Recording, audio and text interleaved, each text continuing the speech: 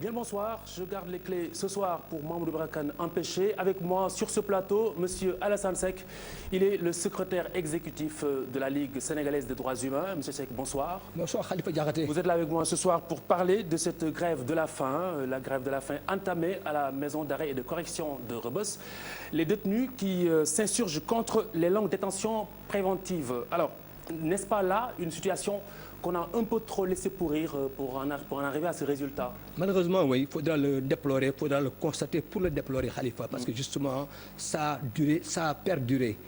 Depuis très longues années, nous avons alerté, nous avons crié sur tous les toits que les conditions de détention sont extrêmement difficiles, pour ne pas dire inacceptables. Ouais. Malheureusement, malgré tout, malgré les promesses fermes de la part du gouvernement, du ministre de la Justice, justement, nous n'avons pas vu de solution, ou en quoi de début de solution.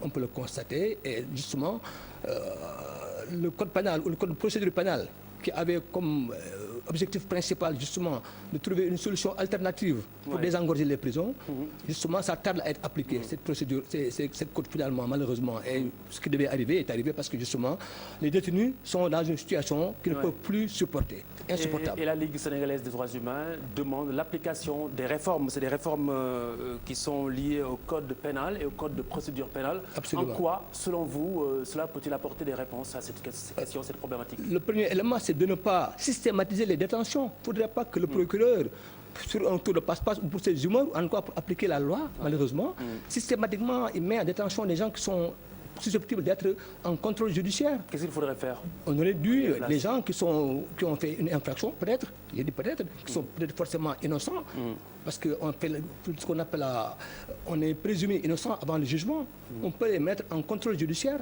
Et ça, c'est une forme de contrôle qui peut alterner, qui peut en quoi se substituer à un emprisonnement systématique. Ce qu'il faudra éviter, c'est que le procureur puisse appliquer systématiquement la loi. Il faudra être beaucoup plus humain, beaucoup plus subtil, pour trouver une formule beaucoup plus intelligente. Et apparemment, ce n'est pas le cas.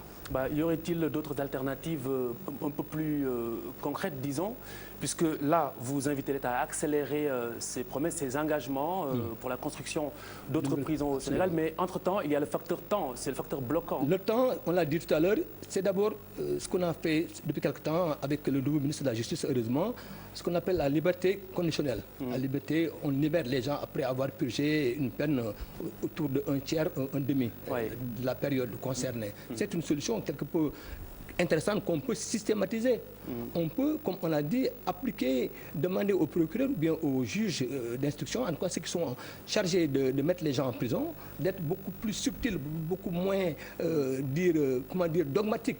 Ne pas systématiquement mettre les gens en prison pour une infraction, quelqu'un qui aurait, je ne sais pas, conduit sans permis de conduire, quelqu'un qui aurait, je ne sais pas, brûlé un feu, on peut le mettre en contrôle judiciaire, justement. Ça, c'est des solutions alternatives, en tout cas provisoires. Mais justement, Khalifa, l'élément essentiel, c'est la construction de nouvelles prisons. Ça, on le demande depuis la nuit des temps. Depuis les indépendances, le Sénégal n'a jamais construit une seule prison. Et ça, alors, à votre avis, il y a quoi? Je sais pas. Peut-être à l'imaginaire du Sénégal. Ça, on l'a dit, malheureusement, on peut le constater, pour le déplorer. Nous avons des intellectuels au Sénégal, Senghor, Abdou Diouf, Abdoulaye Wade et Macky Sall maintenant.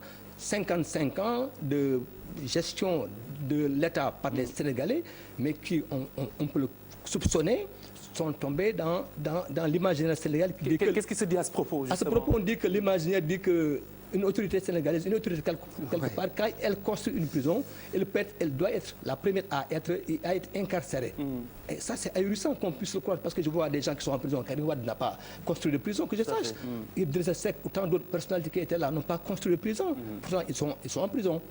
Donc, je pense qu'il faudra qu'on évolue, qu'on soit un peu plus moderne. Malheureusement, ce n'est pas le cas. Parce que si on peut dire, Khalifa, que depuis 1926, il n'y a pas de prison au Sénégal. Toutes les prisons qui sont actuellement opérationnelles, c'est des prisons qui ont été adaptées.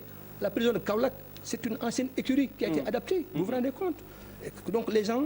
La prison de il n'y en a eu que deux comme cadre carcéral. Saint-Louis en 1873, au 19e siècle, et Dakar en 1926. Ça fait 90 ans.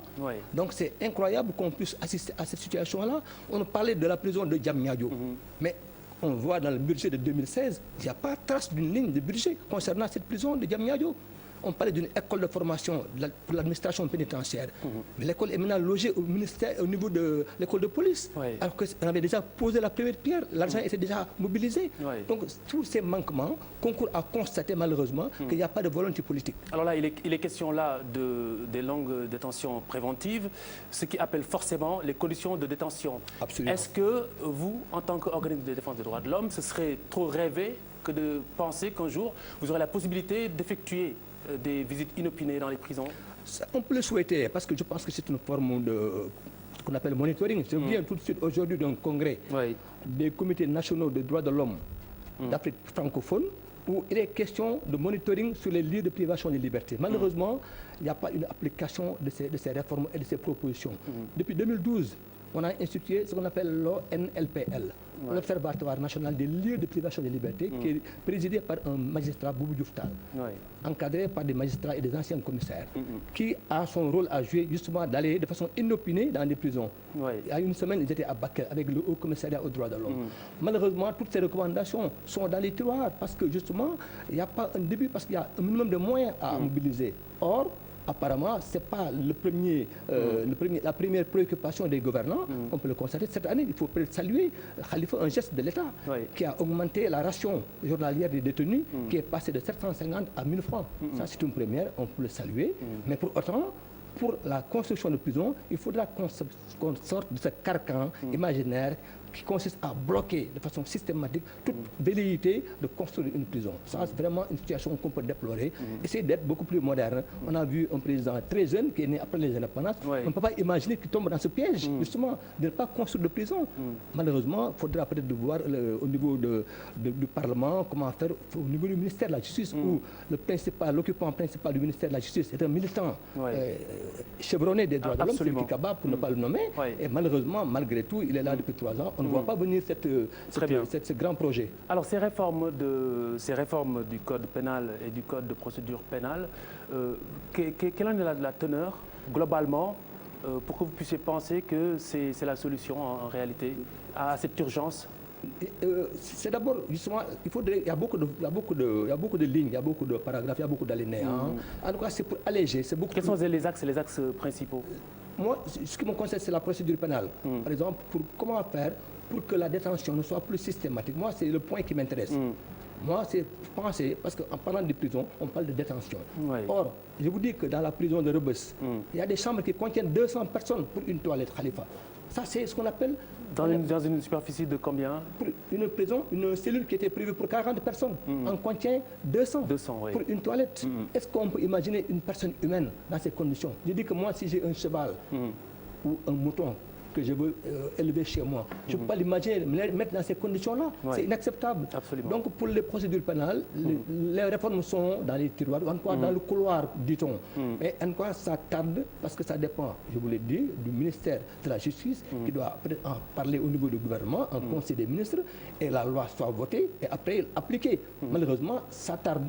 Et je ne peux pas aller dans les détails des codes bien entendu. Qui sont donc, alors, pour parler de l'actualité, depuis l'annonce de cette grève de la faim, qu'est-ce que vous avez effectué comme démarche en tant qu'organisme de défense des droits de l'homme? Nous avons donc pris contact avec l'Observateur des lieux de privation de liberté, avec qui nous travaillons. Nous sommes dans le comité de veille de l'Observateur. Nous sommes en contact avec le ministère de la Justice. J'ai cherché, c'est un ami à nous, Sidiki Kaba, pour en savoir plus. Et nous avons fait des communiqués ce matin dans la presse pour dire qu'il est temps de parer au plus pressé. Donc, pour l'instant, c'est nos seuls moyens actuellement en tant qu'ONG des droits de l'homme en notre possession pour justement réagir sur ce douloureux problème. Très bien. Un message à l'endroit des prisonniers, sans doute, qui nous regardent. Oui, c'est pour les encourager, leur dire que nous sommes avec eux, qu'il est temps que l'État sénégalais soit beaucoup plus regardant, soit beaucoup plus humain. Vraiment, c'est le mot. Parce qu'on ne peut pas imaginer, on a vu ce matin dans un site de la place, une vidéo qui était à la limite choquante de voir comment les gens sont entassés. Comme dans une boîte de sardines. Boîte de sardines au propre comme au figuré. Parce que des personnes humaines qu'on peut entasser pour dormir, 200 ou 100 personnes, mais c'est impensable. Je dis que vous ne pouvez pas imaginer un animal qu'on mette dans ces conditions-là. Donc, aujourd'hui, les prisonniers, c'est des personnes humaines. Et personne n'est à l'abri de la prison. Absolument. Personne de nous n'est à l'abri de la prison. Pour une petite gaffe, pour une petite infraction, on te met en prison. Ou pour une erreur judiciaire. Justement, et il y en a beaucoup. Donc, on les encourage, on les soutient, et on souhaite que l'État réagisse pour les mettre dans les meilleures conditions. Nous le souhaitons sincèrement. Monsieur Alassane Seck, secrétaire exécutif de la Ligue sénégalaise des droits humains, merci d'avoir été avec nous ce soir. Excellente soirée à toutes et à tous. Bonsoir.